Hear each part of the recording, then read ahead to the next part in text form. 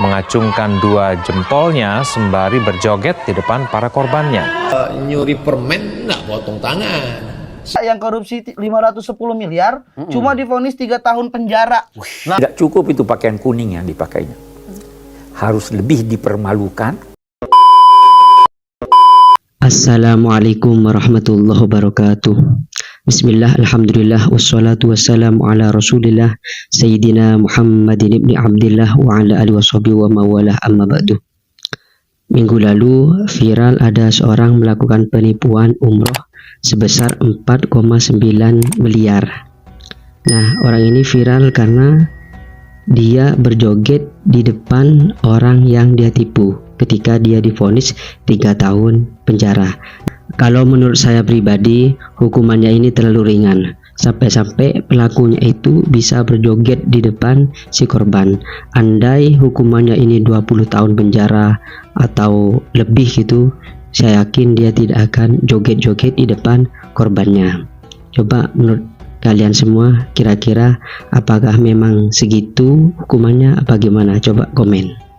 Lalu saya mikir, orang ini ataupun koruptor, kalau dalam agama Islam itu masuknya dalam orang yang mencuri atau gimana?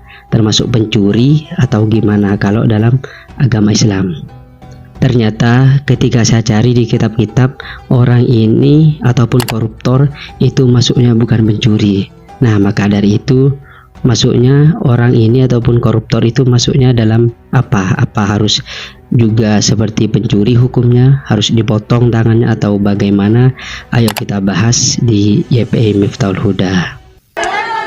Zuhail Laila Nova yang merupakan pelaku penipuan haji dan umroh senilai 4,9 miliar rupiah dengan korban mencapai ratusan orang, mengacungkan dua jempolnya sembari berjoget di depan para korbannya. Aksi tak terpuji ini ia lakukan usai putusan Pengadilan Negeri Kudus yang memvonisnya hukuman 3 tahun penjara atau lebih ringan dari tuntutan jaksa. Para korban yang menyaksikan persidangan juga begitu kecewa, bahkan hingga menangis. Para korban yang dalam agama Islam ternyata mengambil harta orang lain itu banyak sebutannya. Salah satunya mencuri. Nah, mencuri ini bahasa Arabnya sarik, ialah orang yang mengambil harta orang lain secara diam-diam, secara sembunyi di tempat penyimpanannya atau tempat yang dicegah untuk sampai ke sana. Itu pencuri. Nah, ini yang nantinya dihukum potong. Yang dicuri itu berapa? Rubu'u dinar. 1 logam dinar 4,25 gram. 1/4 dinar itu angkanya. Jadi kalau nyuri permen nggak potong tangan. 1/4 dinar. Dan barang itu memang disimpan di dalam tempat terjaga. Dia mencuri, mengambil. Nah, itu. Kalau sepeda motor di halaman parkir kuncinya ada, itu dia curi. Tertangkap dia. Kenapa kamu curi? Saya nggak nyuri. Orang ada kuncinya kok, kata dia.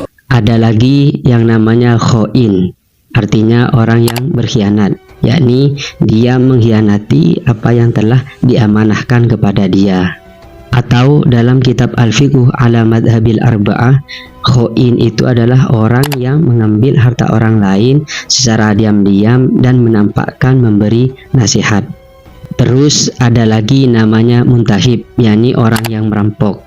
Merampok adalah orang yang mengambil harta orang lain secara terang-terangan menggunakan kekuatannya. Semisal merampok bank, dia mengambil hartanya di depan orang yang ia rampok, tapi dia menggunakan kekuatannya. Ada lagi namanya mukhtalis. Mukhtalis ini kalau dalam kitab Al-Bajuri itu hampir sama dengan muntahib, yakni dia mengambil harta orang lain secara terang-terangan, tapi bedanya kalau mukhtalis ini menggunakan kecepatannya atau bisa disebut dengan pencopet. Jadi dia ngambil di depan korbannya, habis itu dia lari. Kalau muntahib itu menggunakan kekuatannya, merampok.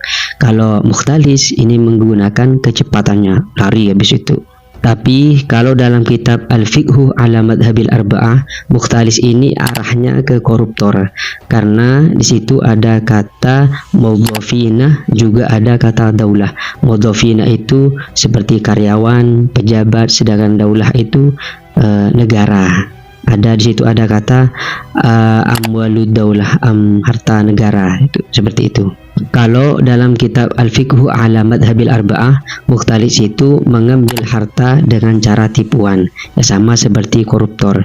Terus ada lagi namanya jahidul wadi'ah, yakni orang yang mengingkari adanya titipan. Jadi dia dititipin, habis itu dia ingkar, diambil sama dia. Nah itu namanya jahidul wadi'ah. Hampir mirip dengan jahidul wadi'ah ada lagi namanya jahidul ariyah. Dia itu adalah orang yang mengingkari adanya pinjaman. Jadi dia minjam, habis itu dia mengingkari bahwasanya ada peminjaman. Nah, orang dalam kasus penipuan umroh tersebut masuknya dalam kategori apa? Kalau menurut saya, dia itu masuk dalam kategori khoin. Dia diberikan amanah untuk menguruskan umroh, untuk memberangkatkan umroh, tapi sama dia dikhianati. Nah, kalau koruptor itu menurut saya masuknya di mukhtalis, karena tadi jelas di kitab Al-Fiqhu ala Madhabil Arba'ah itu ada lafaz mudhafina, juga ada malud daulah, harta negara. Di situ mengarahnya kepada mukhtalis. Lalu bagaimana hukumannya? Kalau dalam kitab Al-Bajuri Fikih Madhab Imam Syafi'i, hukumannya semuanya tidak dipotong kecuali mencuri, karena di Al-Qur'annya itu hanya orang yang mencuri. Juga hadis Nabi yang dipotong itu adalah orang yang mencuri. Cuma ada hadis yang mengatakan bahwa jahidul ariyah, orang yang mengingkari adanya peminjaman, itu juga dipotong, tapi itu masih diperdebatkan. Ada yang mengatakan itu dipotongnya karena ada andil dari mencuri. Sedangkan dalam kitab Al-Fiqhu ala Madhabil Arba'ah, 4 madhab itu berbeda dalam masalah hukumannya. Menurut Imam Malik, Imam Syafi'i, juga Imam Hanafi, muntahib, mukhtalis, khoin, dan jahidul wadi'ah itu tidak dihukum potong, ya karena tadi seperti dalam kitab Al-Bajuri, karena mereka itu tidak dalam kategori mencuri. Sedangkan mencuri itu adalah mengambil dalam penyimpanannya. Sedangkan dalam madhab Imam Hambal, mukhtalis, muntahib, khoin, jahidul wadi'ah itu semuanya dihukum potong, karena dalam madhab Imam Hambal itu tidak disyaratkan mencuri itu mengambil di tempat penyimpanannya. Asal pokok ngambil itu disebut mencuri. Contohnya jahidul wadi'ah. Jahidul wadi'ah itu bukan mengambil di tempat penyimpanannya, tapi oleh pemilik dikasih untuk dititipkan, dan oleh pelaku diingkari ada penitipan. Nah, itu kalau dalam madhab Imam Hambal itu termasuk dari macam mencuri. Lebih lanjut, dalam madhab Imam Hambal hukumnya wajib memukul dengan keras tangan pejabat yang korupsi sehingga nantinya terjaga uang negara. Kenapa kalau pejabat atau pegawai kita namanya koruptor? Yaitu pencuri. Jadi intinya bahwa koruptor itu harus dipermalukan. Itu satu. Karena mereka tidak punya malu, maka harus lebih dari dipermalukan. Bagaimana buktinya kita lihat, yang tertuduh atau tersangka itu kan masih ketawa-ketawa. Tidak cukup itu pakaian kuning yang dipakainya. Harus lebih dipermalukan. Terus kalau ada yang tanya, kalau koruptor itu tidak dihukum potong tangan, lalu hukumannya apa? Jawabannya, hukumannya dikembalikan kepada hakim. Hukumannya dikembalikan kepada yang menegakkan hukum, yang nantinya akan ditakzir sekiranya tidak melakukannya lagi, sekiranya tidak melakukan korupsi lagi.